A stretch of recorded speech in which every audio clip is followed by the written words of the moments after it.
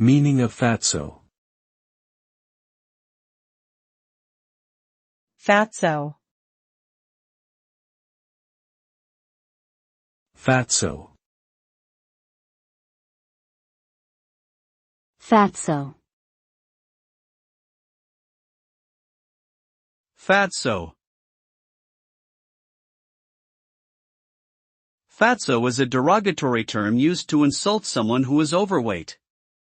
It is considered offensive and hurtful, and can contribute to body shaming and negative self-image.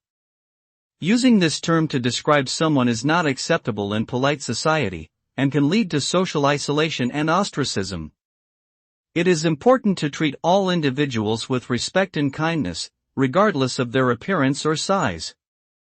Instead of fat shaming, we should promote body positivity and focus on healthy habits and self-care.